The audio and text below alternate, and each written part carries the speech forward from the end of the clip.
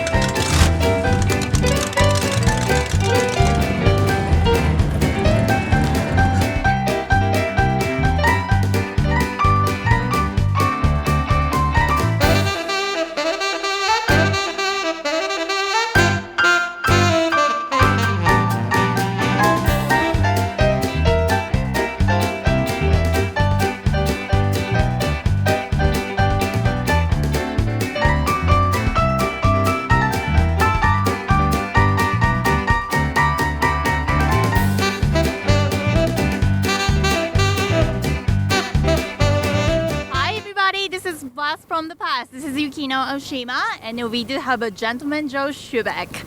Would you tell us about your car, please? Yes, this is a restored dragster. It's called a front engine dragster. It's built in 1964. I raced it until 1965, and I retired it for going into more business in a different area. So I put the drag racing aside, and that was at the end of my career for that. But it's not been driven in a competitive race since 1965. So when was what was the location, the last place this race car was in? Well, we raced mostly in California, and then we raced at Bakersfield, California. We raced at the Lions Drag Strip in Long Beach, and we also got down to San Diego and Carlsbad and places like that. But the car was originally built in Cleveland, Ohio. That's where I had my business. That's where I lived at the beginning until I moved to California. That's right. Right. So this beautiful, shiny car that we are looking at, tell us about what's here. Well, it's a 57 Chrysler engine, and it has a supercharger on it and injectors. It burns nitromethane fuel, which is very, very powerful. We started up on alcohol, which you'll hear in a little while. We're going to warm it up on alcohol, and it makes a good deal of noise coming out of these exhausts. When we switch it over to nitromethane, it gets about 10 times louder. It really shakes the ground.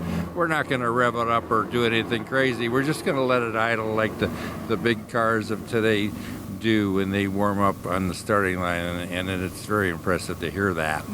And the fumes that come out are nitro exhaust fumes, and everybody gets their nitro fix from sniffing those fumes to their eyes water and their nose hurts, but it's a lot of fun. Everybody comes out to see that and hear that and smell that. That's right. And that's what we restored this dragster. It's actually better looking. It's prettier now than it was when I raced it over 50 years ago. But it's really a nostalgic piece that doesn't compete anymore. We just take it around, and people like what they saw and remember what they saw 50 years ago, and they like to hear it start up. And sometimes we get a big circle of people, 10, 20 deep, and maybe 1,000 people, and they just absolutely adore the sound and the thrill of it running like that. Would you like to sit in it when we fire it up? I would love to be honored to. Well, now you're going to have to put a fire suit on and the helmets and all that stuff, and the helmet and the face mask will keep the fumes from absolutely choking you because they're heading your way. They're pointed back at you. But under that suit, it'll be just fine, and I'll do all the chores as far as starting and all that stuff. But you like it because it's really gives you the sensation of the kind of power. This thing made 4,000 horsepower back then in those days, and sometimes it just got up on its rear wheels and smoked those rear tires all the way down to quarter mile.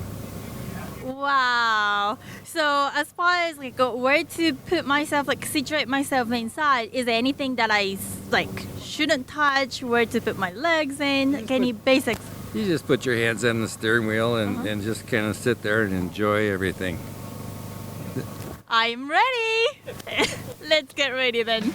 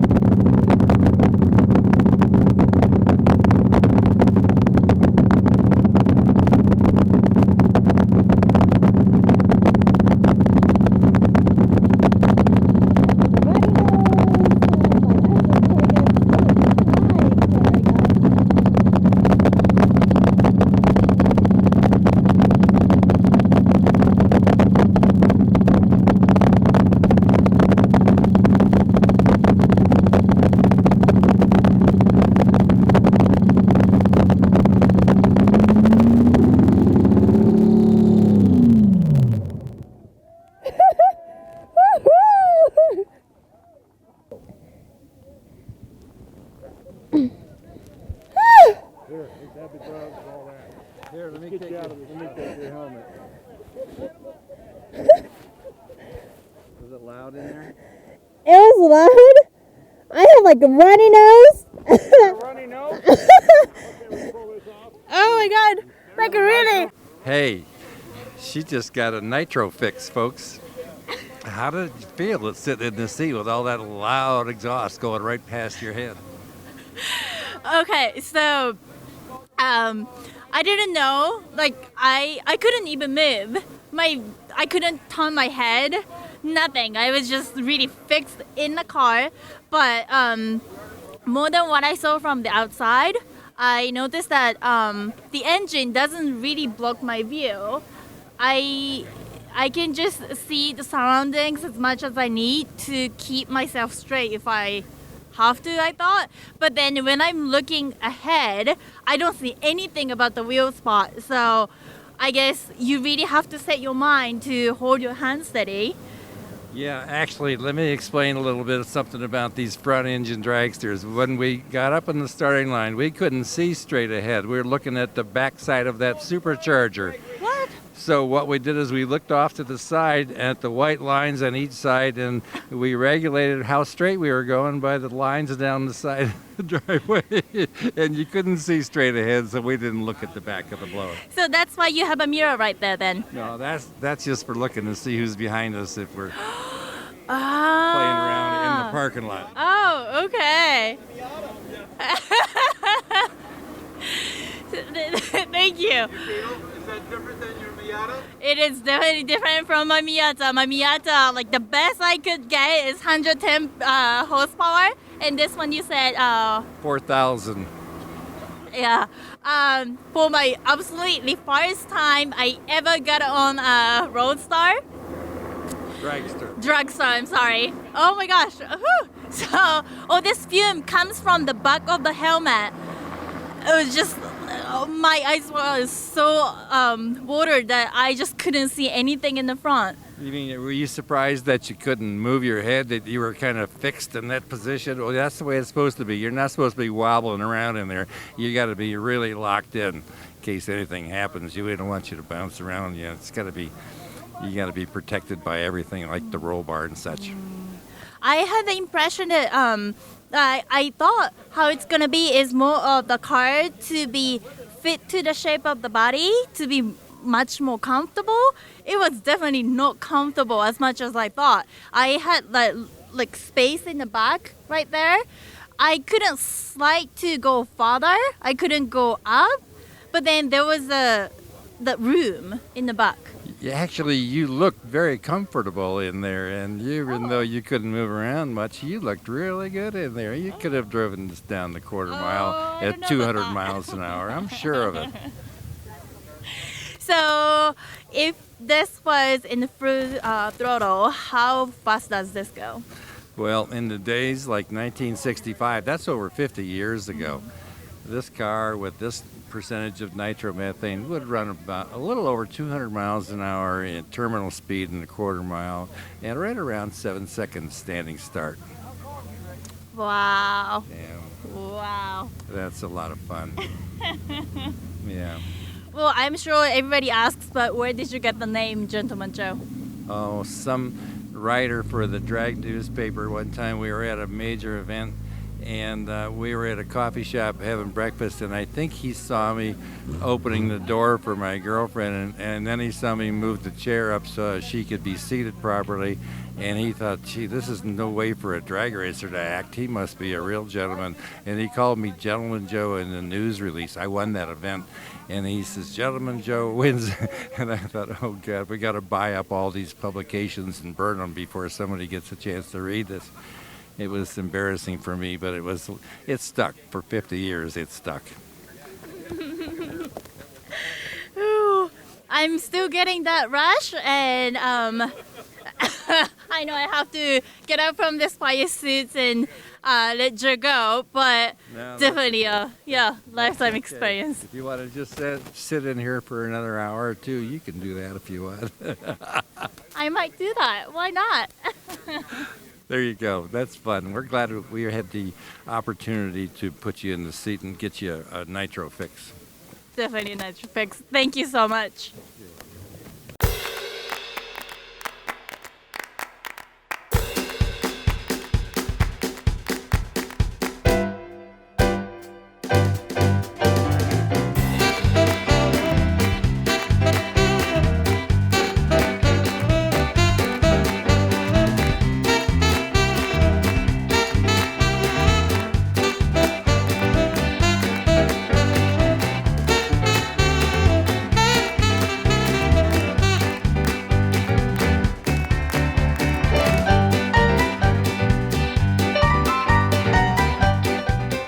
Everybody, this is Blast from the Past. We do have 1955 Gaza right behind us with Peter. Would you tell us about a little history about your car? Yeah, I found it in 2001, just outside of Kingman, Arizona, and it was we used to say it was one step away from the crusher when I found it, so it was pretty beat up.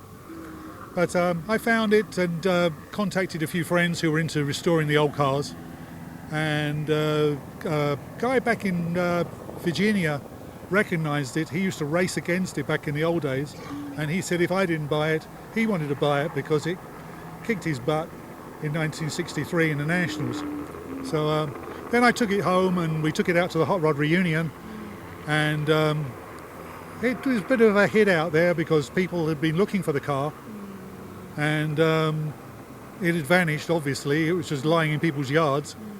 And we eventually traced all the history back to when it disappeared out of Indiana and ended up in Calico, the ghost town down near Barstow. Okay. And 2 young kids found it down there, and it ended up in a swap meet in Banning. Then it went to Ash Fork in Arizona.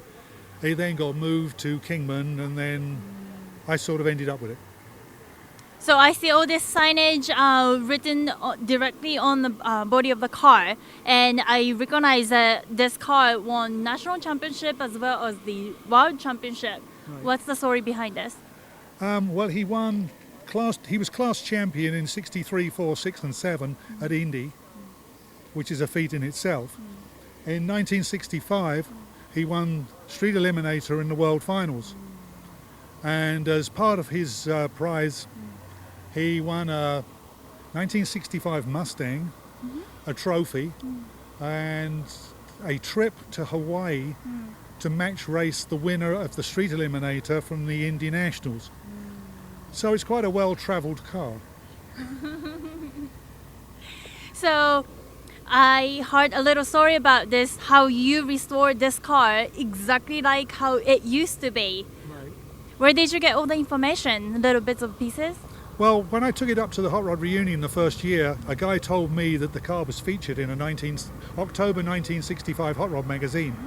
And of course, at the swap meet, there's guys selling old magazines. So this guy kindly went off and found a copy, brought it to me, and basically I used the information and the few pictures. That's all I had to go on for the car. And over the years, we've sort of found more information on the car, and it's slowly gone back together. It's a little different to how it was when I first found it. So this Jim Moody, he was the owner, he was the driver. Yeah. Did you have a chance to meet him in person? Unfortunately not. When we took the car back to the town, which was Bloomfield, Indiana, Gene was unfortunately too far gone with Alzheimer's. They couldn't let him out of the nursing home because he was like too uncontrollable. So unfortunately he didn't. I met his brother, who came out and checked the car out and said yes. He looked underneath and saw something which he wouldn't tell me what it was, and he said, yeah, that's the car. And then the rest of the family were there, and a big sort of bunch of locals, and most of them had worked on the car when he used to race it back in the 60s. A lot of them were telling me how good the car looked because they'd spent hours sanding and doing the paintwork, so it did look very good. Gene's current wife went home and then came back and gave me 8 championship jackets, a piece of the World Finals trophy, and the following day we met up for a photo shoot with his brother, and he's he'd found his old car and restored that, and that was the Moody Jones A-gasser. And we did a little Photoshop at a little local track, and Gene's wife came up and gave me an article of him being presented with the World Finals trophy and the crash helmet which he used to wear as well. She said, so she gave me all that lot. So we got a lot of history with the car, which is neat, you know. Yes, it is. So, once in a while, I do also see a car that's definitely abandoned in the middle of nowhere, and you found this car in a similar situation just before it's going to be destroyed. So what encouraged you the most to not just to rescue the car, but to bring it back to this beautiful condition? Well, it's really all of it, you know. I mean, I'd spent 5 years looking for an old, like, gasser car, which had history, because I'm sort of really into the old historical parts of drag racing. I belong to this group here, the Standard 1320, which is an internet group, and they are really sort of into preserving history of drag racing. And so to actually find one locally, because this was literally 4 or 5 miles up the street from me where I found it, but they're still around, because while I was doing this one, I found a 56 Chevy stock eliminator car about 20 miles north of me, which was again, it was what is known as desert fresh. The paint was all faded, the interior was getting that way. It wasn't too bad, because that actually had a Tony Nancy interior in it, and parts of it was sort of like the carpet and stuff were going, but the upholstery was still reasonably good. And I found that, and I restored that one, put that back, and put it back in the yellow, and had it all leathered. And I had to sell it. It was just, you can't.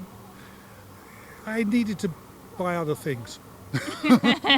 So this stays with you. Yeah, this was the primary one. The other one you could actually drive on the street, because it was a stock eliminator car, which is basically a stock car. And but that was quite a nice car. I enjoyed it. I wish I'd have been able to keep them all, but they have to go. So you said this is still a process of getting it perfect, or are you planning? It's got a few more pieces on the interior. We've got to just finish off the sheet metal inside, and it did have carpet in it, so we've got to put the carpet back in it. And there's little bits on the dash which need finishing off, but basically the rest of it is done. Sounds like you really enjoy every single step and the story that comes with the car. Oh yeah, we took the whole car to pieces, everything. As they say, frame off. I took the whole thing literally to pieces. But all right. Well, tell us about what's under the hood right here. What are we looking at? Okay, it's an overboard 283.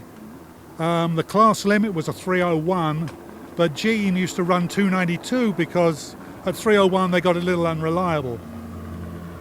It's Hillborn injected, but Gene's Hillborn was slightly different. He used Algon injectors because they are infinitely variable, so you can adjust each one a tiniest little bit with a thumb screw. Whereas with the Hillborns, you have to change the nozzles for each different cylinder. So we tried to get it as period correct. I couldn't find the Algon injectors, I couldn't find the Algon fuel pump, so we ended up using a Hillborn pump and Hillborn injectors. So, we've tried to get it as authentic as we can. His fuel tank was homemade out of sheet aluminum. Well, I just found a manufactured one because it was easier. I don't aluminum weld, and to actually fabricate one up was going to be a disaster. It runs a four-speed manual transmission. The rear end is out of a 60s 3/4 ton Chevy truck, and it ran, as far as I can remember, don't quote me on this, something like a 588 or a 630 gear in the back. But that's about it mechanically. Oh, the front end is everybody always has a different way of calling it. It's like a Series 60 Ford oval tube front axle. The original factory frame was cut off, and basically a perch was made for the suicide front spring, and it all connects up to the stock steering box. I'm just trying to think. There's nothing else. Yeah, that's about it. Yeah. So, is there anything hiding in the back? How about this interior? I see the roll cage, roll bar. It's inside too. Yeah. That was how it was. Yeah, that's the original cage. The interior is, well, when I got it was there, sorta. They're Volkswagen Beetle seats, and the back's just like panels and so forth,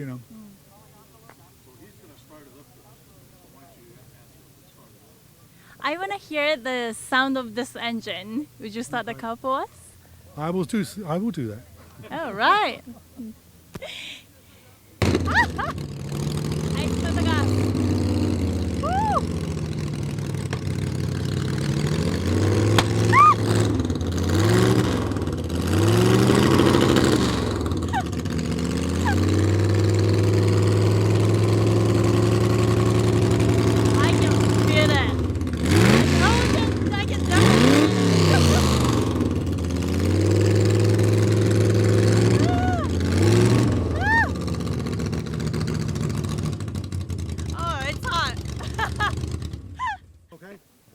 was excellent. Thank you so much.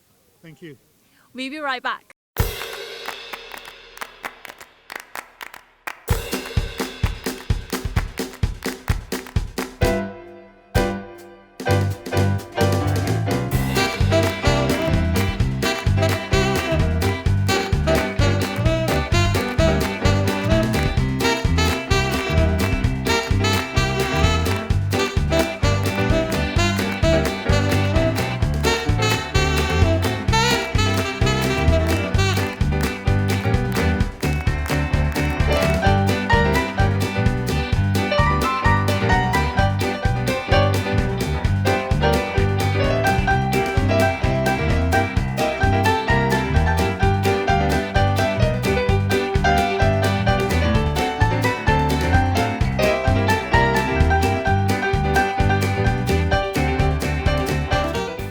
Hi everyone, this is Blast from the Past. Now we took a look at the dragster, we had a geyser, and now we do have this beautiful 1934 Ford, a 3-window coupe. Correct. Is that correct? Yes. So tell us about the type of this car, like how did this come from, like where the name came from, the history, little story about Well, this. it's basically it's a 3-window. The 5 windows, of course, have 2 more little windows in the very back. It's got a little bit longer body on it, and they're both make a beautiful hot rod. I liked this style. I like the swoop back grille, the radius on the back window, and either one will go. Either one will fly with me. I love them both. So with this beautiful custom hot rod, did you build from the scratch? I bought this car. It was unfinished, but that's the way I wanted it, so I could kind of personalize it and make it exactly the way that I wanted it.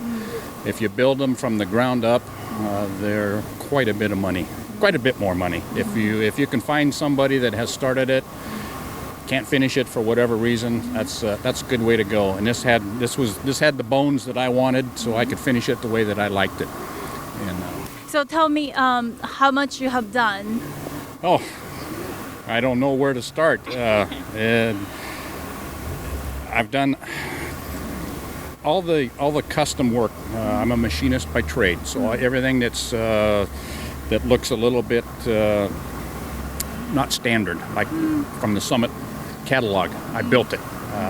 A lot of the stuff, a lot of components on the engine, the bumpers in the front and the rear, a lot of things inside. It's column drops, just the radiator cap, just anything that doesn't look like you can buy it at a store. I built it, and that's what I do for a living. As far as being a machinist, I'm retired now, but it's a lot of fun. Had the engine out a few times, had it all apart, take it to the paint shop, just do things like that. So what's the process? You research, and I'm sure that you know what the stock look like. So go from there. What's your inspiration? How do you decide you want this color, this specific style to put on? Most of this stuff was my, I guess my dream car when I was a teenager. And now that I'm well beyond my teenager years, I could afford to do some of this stuff, and that's what I had always envisioned. And so it's a work in progress. You never really finish. I keep adding a little bit more. I might change something every now and then, but it's just what keeps the spark or the flame going. And I'm actually to a point now where I think I have maxed this one out, and I'm ready to start something different. Okay, so let's go over this engine portion. Tell us about the numbers, the details. Okay, well, it's a 671 BDS blower. It's got 2 double pumper 650 CFM carburetors on it.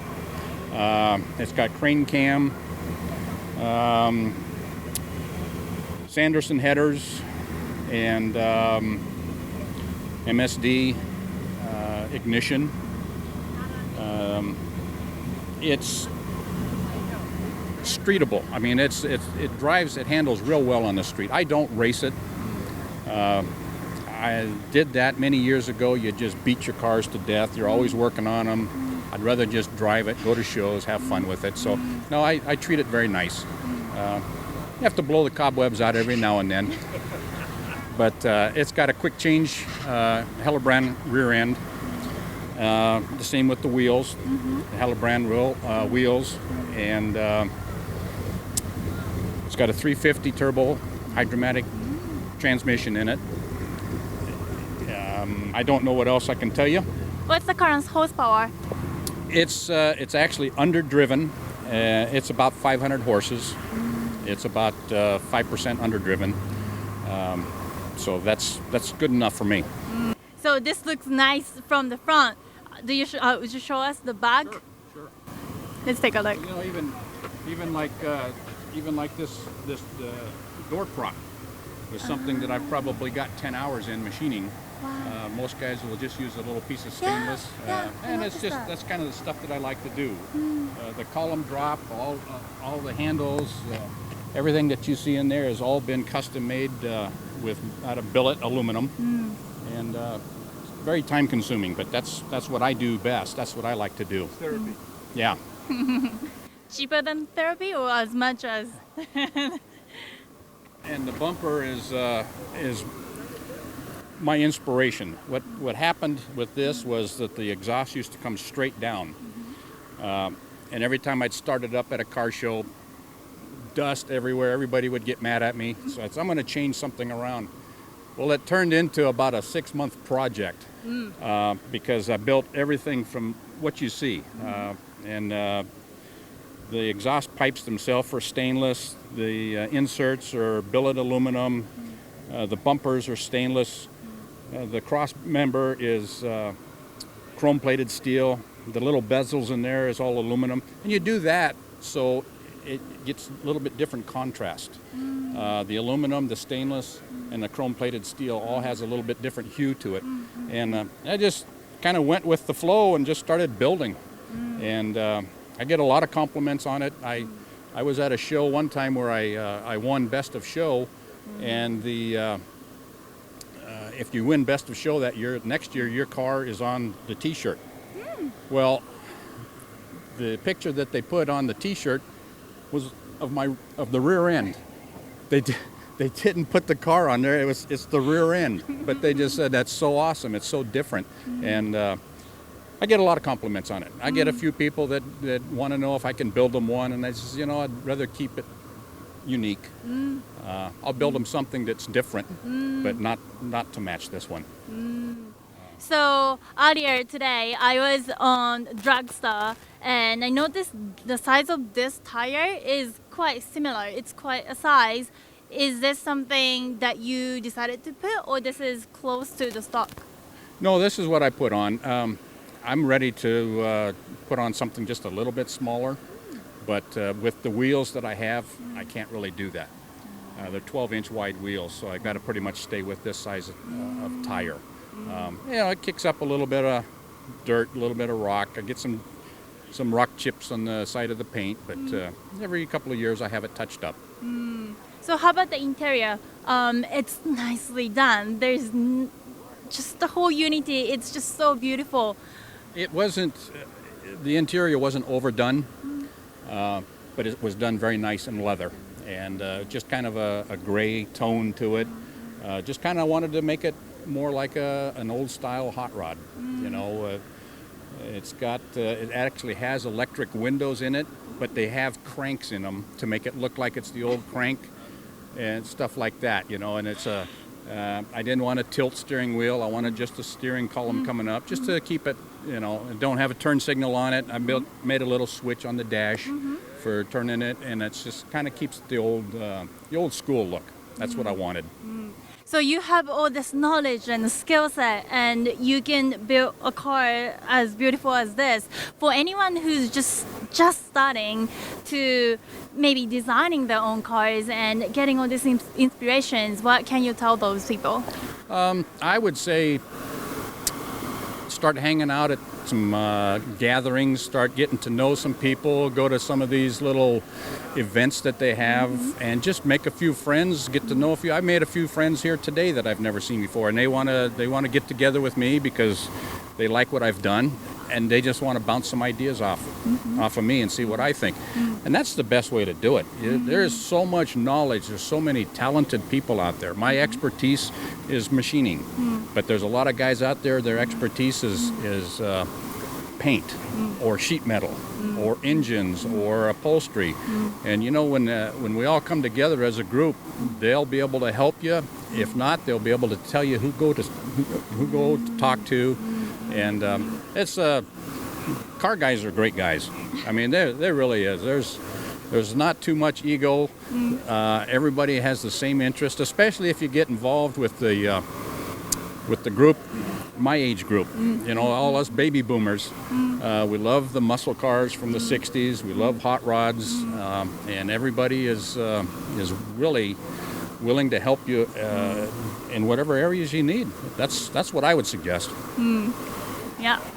Thank you so much. It's a beautiful custom rod. Thank you.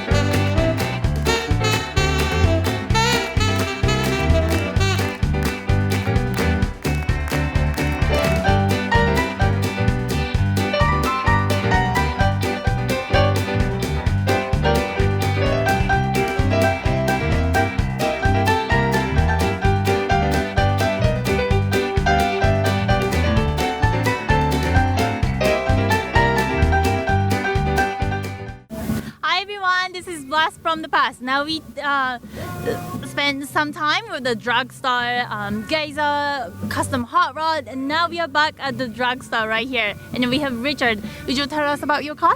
Okay, it was built in 1963 by Chuck Bayek and Mark Williams up in Denver. It raced mostly in the Denver area. It was considered the second fastest AA comp car in the United States, but it never raced at sea level, so it could be a lot faster, you know, down here.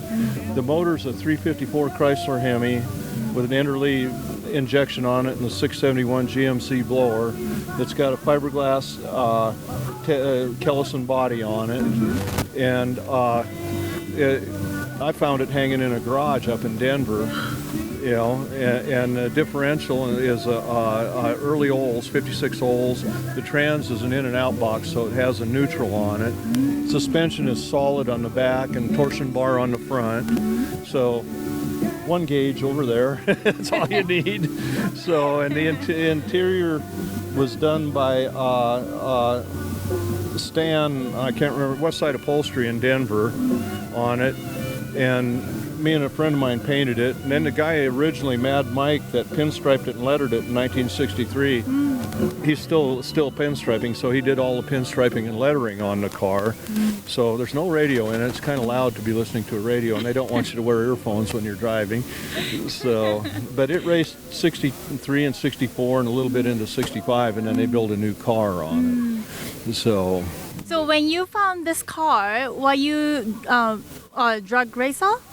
Yeah, oh yeah, I've been a drag racer too, but I just wanted to restore an old dragster, and we went to look at a Model A in a guy's garage in Denver, and this was hanging in the garage, and I asked him how much he wanted for it, and he told me, and I told him I'd buy it, but then he said, well, when you come tomorrow, we can get the body. I didn't know the body was with it, and the body was in another garage. So we got the body, and then I started restoring it from there on it, So back then, this was the style of the dragster. Yeah, in 63 and 4 and early 5. And for its time, it was a real fast car. You know, so, and it never wrecked or anything, you know, so. And then I found the guy that originally built it, and him and I are friends now, and he built this motor. And when we do this stuff like you did over with Joe, the Cackle Fest, Chuck's the one that's in the car, the original driver on it and stuff. You know, so we got a lot of the original people involved and stuff too, you know. So, and then there's Mr. Schubeck over there. Oh, yeah. So how many are in your team or war? Just me. Oh, And every once in a while I get somebody to help me. So that's all. Most of the time I can handle it except for loading and unloading. And it's obsolete. You don't race it anymore. You just do the cackle stuff like Joe does and stuff over there. But I don't know if you mentioned it, but to start one of these things costs, and to run it for about 5 minutes, costs anywhere from $150 to $200 just to start it and run it. I didn't know. Yeah, that's why I didn't start this one, because fuel is about $50 a gallon, and while you're sitting there idling, it'll use 3 gallons, and then you've got your alcohol to mix with it, and that's $10 a gallon, and then after you're done with it, you got to drain the oil because the nitro will bleed down past the pistons, and then you got to put new fresh oil in it, and so it's labor intensive and expensive just to start one of these things, much less race it. I need to go give a big hug to Joe later on. I had no idea about this. Thank you so much for letting me know. Oh, you're sure welcome. So that's why, like when we do some of the shows, they furnish the fuel for us. So we'll start the cars. We just have to furnish the alcohol, and that's about $10 a gallon. So, and you don't use much alcohol in it because it's mostly the nitro you're burning. So I'm slowly getting to learn much more about the hot rods, and now you are quite knowledgeable about this dragster. Where do you go find parts and all this necessary information? The internet, swap meets, different things, and I just got a really knack for digging out parts and memorabilia. Of course, it's knowing where to look and being observant too. And I started doing this before it got real popular, and so I got a shop full of parts. So, and I do hot rods and 50s and 60s cars too, besides this, and cars back into the 20s and 30s and 40s too. So, but I just like race cars, and I'm building another race car to actually race again here probably next year. That sounds like really fun. Yeah. So in your eyes, when was the most popular time for the dragster? 1962 to 1972. Why is that? Because they were front-engine cars, they were fun, they were simple, they didn't have computers, and I lost interest when they started putting the motor behind the driver, and then they did away with most of the classes, and then you're running against an index, so sometimes you got to slow down to win a race, and that I had trouble getting that through my thick skull that I got to slow down to win a race. So, but that was my opinion anyway, and it's a lot of people's opinion, because you had all kinds of different classes, all kinds of different cars, all kinds of different personalities, and people would root for their favorite drivers or their favorite cars, and like a lot of times at Lions and different places, they'd have anywhere from 3,000 to 10,000 people show up. And not even for a national event, because everybody, all the kids and stuff was interested in it, and all of them had their favorite drivers or their favorite cars. So then after 1972, it got so commercialized, and everything cookie cutter, looking the same, all of the fun went out of it, and it's all professional now. A little guy can't afford to race anymore. The car I'm building, it's a car that I can race in what's called geezer gassers and outlaw gassers, and it's like it was in the 60s. The same rules, class brakes, you don't have to slow down to win a race, it's heads up racing. So it's just going out and having fun. That's all it is. Don't expect to make any money, but don't expect to lose a lot either. So, but the way the car's set up, I can run it as fast as I want to go without hurting anything. Sounds good. You'll always have something break once in a while, but this shouldn't very often. I'm gonna keep my eye on next time I go to the drag racing situation. Okay. All right. You need to go up to the Hot Rod Reunion in October. That's where you see all this style of car racing. Where does that happen? October, I think it's 24th, 25th, and 26th or something like that this year in Bakersfield. Ooh, all right. That might be fun to take a look. It's fun. It's Friday, Saturday, and Sunday, although they start showing up on Thursday. And it's nostalgia dragsters. There's a lot of these that don't race, but they're original dragsters there. A lot of them that are clones or tribute cars, they call them, that look like the original cars. But it's just fun. And there's hot rods and street rods, and there's drag racing all weekend, So, it's worth going to. All right. Thank you so much. You're welcome. You have a good one. Nice meeting you. Nice to meet you.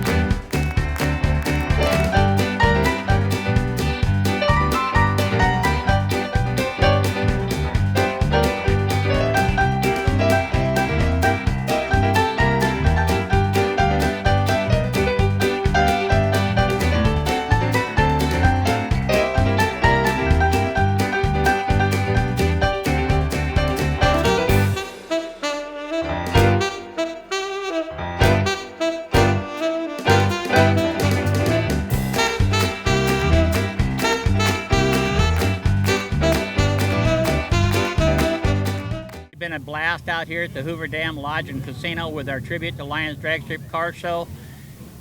And I want to thank you all for tuning in. It was really, really exciting to be on the road to start in life. Engine started, it was just so amazing. That dragster ride was just amazing, wasn't it? It was. All right, see you next week. Stay tuned.